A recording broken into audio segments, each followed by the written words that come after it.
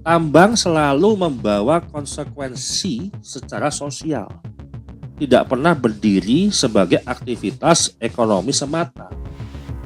Maka pertanyaan menjadi moral.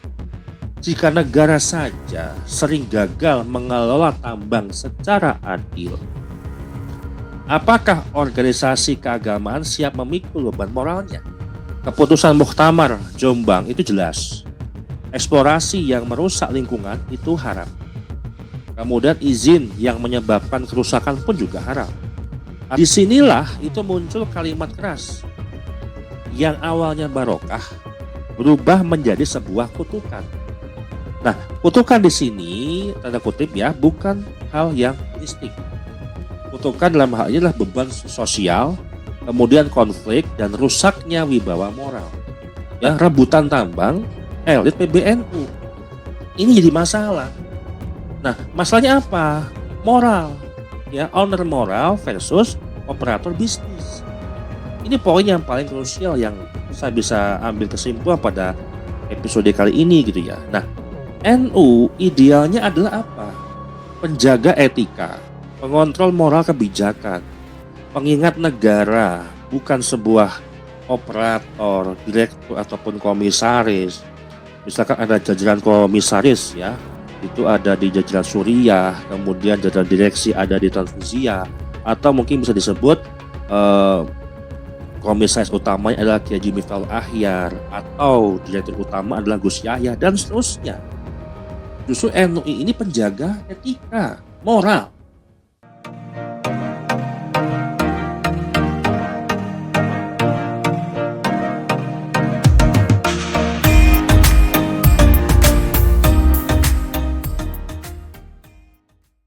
Sahabat cari dimanapun berada, kita akan mulai dari satu pertanyaan yang sederhana.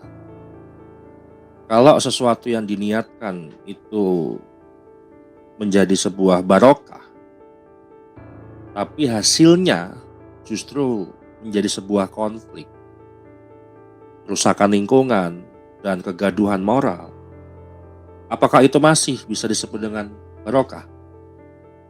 Atau justru sudah berubah menjadi kutukan? Nah, hari ini kita tidak bicara soal siapa, kita bicara apa dan bagaimana. Soal kebijakan tambang, soal NU, dan soal etikanya. Dan yang menarik, kritik paling keras justru datang dari internal PBNU itu sendiri. Bukan dari aktivis LSM, bukan dari oposisi politik, tapi dari mantan Ketua Umum PBNU 2 periode dan sekaligus Mustasyar NU, yaitu Kiai Haji Said Akil Siraj, yang menyebut dengan jelas tambang itu sebaiknya dikembalikan ke pemerintah. Mengapa harus dikembalikan kepada pemerintah? Kita akan bedah pelan-pelan. Yang pertama, konteks awal dalam permasalahan tambang ini, ketika niat baik yang bertabrakan dengan realitas yang ada di ini. Awalnya banyak yang mengira bahwasannya NU kalau pegang tambang ya kan bisa untuk kemandirian ekonomi umat, untuk kepentingan banyak umat, dan seterusnya. Nah, secara niat ini terdengar sangat mulia. Secara jargon ini terdengar sangat progresif. Nah, tapi dalam kebijakan publik, niat baik saja tidaklah cukup. Yang diuji adalah dampak, kemudian mekanisme tata kelola dan konsekuensi jangka panjang. Nah, data publik menunjukkan bahwasanya tambang adalah sektor high risk, risiko tinggi. Apa risikonya? Lingkungan, kemudian konflik sosial dan hukum. Banyak negara gagal ketika ormas keagamaan masuk ke dalam sektor ekstraktif. Nah, di titik inilah muncul kritik. Apakah NU itu sebagai jamiah keagamaan tepat menjadi aktor langsung di sektor ini? Atau seperti apa? Nah, sesuai dengan data dan fakta, tambang bukan sektor netral. Kalau kita buka data global, ini bukan opini saya, gitu ya. Seperti Negria, Konflik tambang yaitu konflik agama dan etnis ya. Kemudian Bolivia dan Venezuela misalkan, tambang dikuasai elit, akhirnya kehancuran sosial. Nah, di Indonesia sendiri, konflik tambang sering berujung kriminalisasi warga. Tambang bukan cuma soal ekonomi. Tambang adalah soal siapa yang berkuasa baik di tanah dan siapa yang menanggung dampaknya. Dan siapa yang diuntungkan sebenarnya dalam hal ini, gitu kan. Nah, ketika kita bicara tambang tidak pernah netral, di titik ini kita hentikan dulu opininya.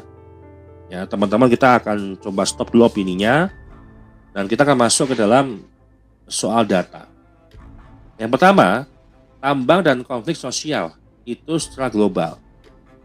Dalam studi ilmu sosial dan ekonomi politik, ada yang disebut dengan istilah resource curse, kutukan sumber daya alam.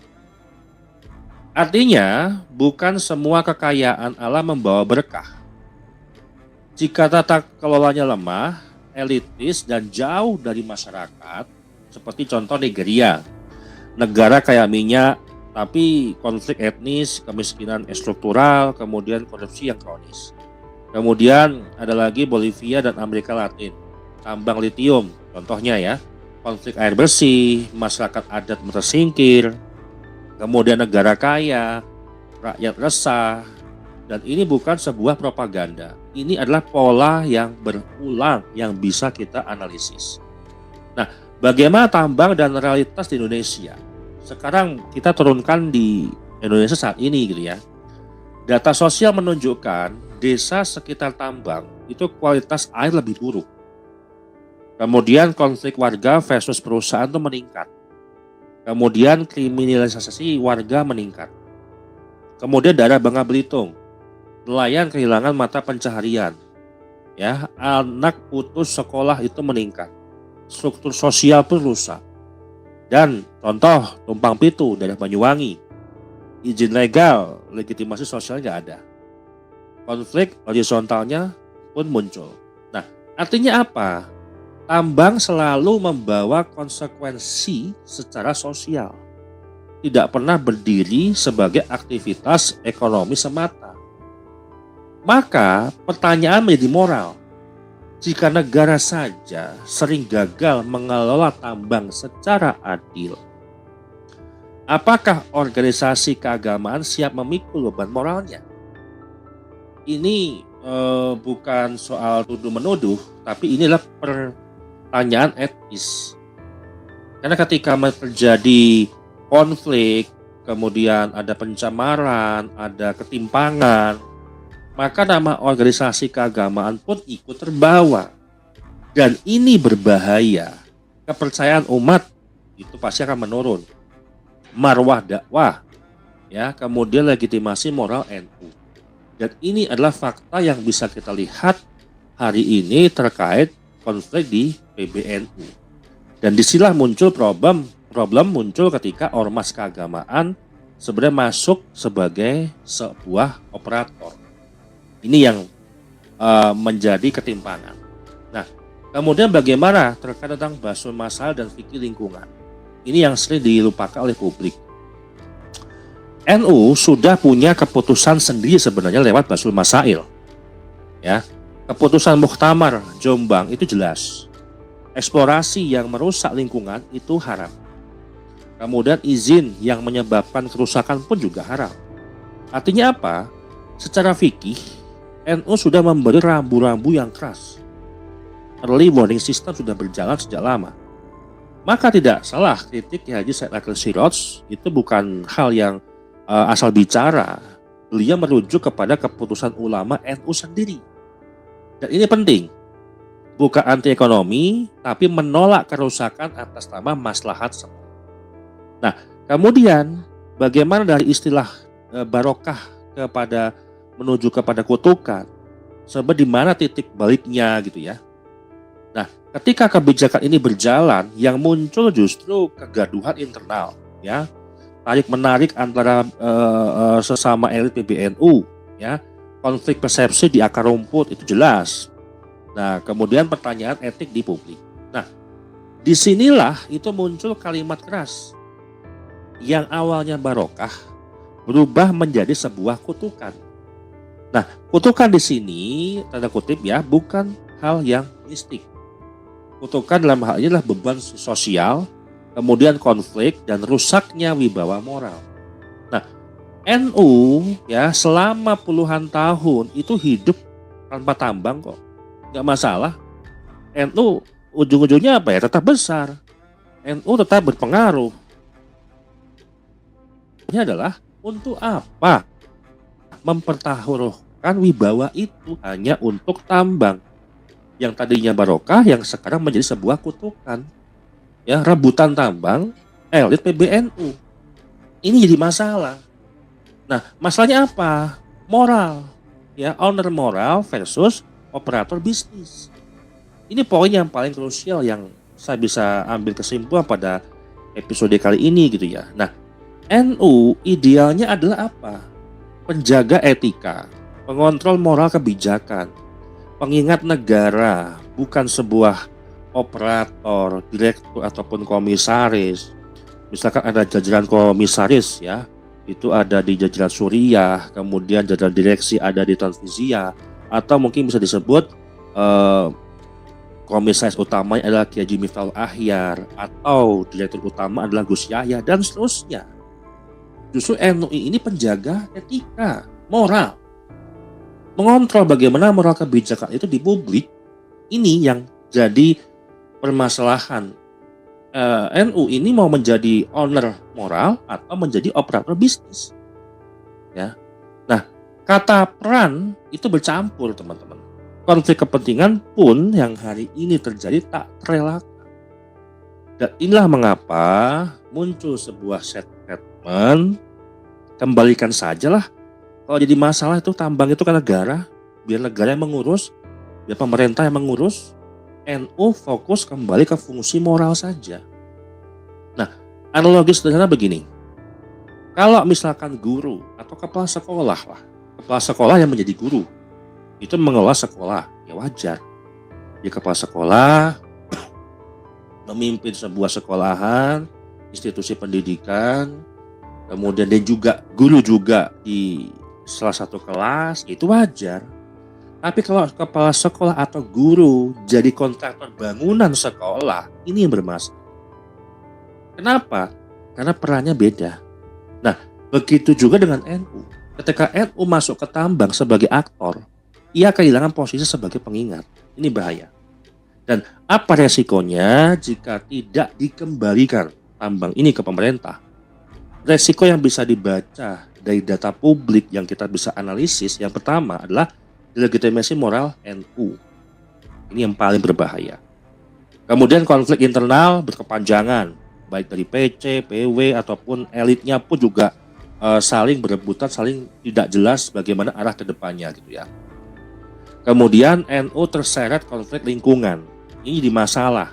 Penjaga moral kok diseret-seret juga ke dalam urusan lingkungan. Padahal sudah ada fikih lingkungan yang diputuskan di Muktamar Jombang. Kemudian kehilangan kepercayaan generasi muda. Dan ini bukan sebuah prediksi yang liar. Ini pola yang berulang di banyak negara yang bisa kita baca, yang bisa kita analisis. Nah, bagaimana posisi negara dan solusi rasionalnya? Nah, kalau dikembalikan ke negara, itu jelas. Negara punya regulasi, negara punya aparat, negara tanggung jawab secara konstitusional. Dan NU tidak perlu cawe-cawe atau menggantikan negara itu. NU cukup mengawasi, mengingatkan, dan mengoreksi ketika ada kesalahan. Itu justru posisi yang paling kuat dan bermartabat menjaga wibawa NU sebenarnya. Nah, ketika kita menjaga NU, bukan juga menahan sebuah perubahan. Ketika mengkritik tambang, bukan berarti anti perubahan. Justru ini bentuk menjaga NU agar tidak salah jalan. Perubahan yang itu kan sesuai kita, sejalan dengan fikih. Apalagi itu berdampak jangka panjang, bukan perubahan yang cepat tapi mengorbankan wibawa. Sayang, NU ini sudah jauh melangkah 100 tahun bulan depan. 1 abad NU. Ya, masa mau dikorbankan wibawa? Jadi kesimpulan teman-teman di sini, kalau hari ini ada yang bertanya, kenapa tambang harus dikembalikan ke negara? Jawabannya sangat sederhana. Karena NU lebih besar dari tambang. Karena wibawa moral tidak bisa ditukar dengan konsesi. Dan karena yang diniatkan itu barokah, jangan sampai berubah menjadi sebuah kutukan. Nah, kita akan membahas di episode berikutnya terkait tata kelola PBNU dan kepemimpinan. Dan ini bukan untuk menyerang sebenarnya, tapi untuk belajar dan kita bisa mengkritik secara internal. Tetap jernih, tetap kritis, dan tetap adil. Demikian dari saya. Terima kasih.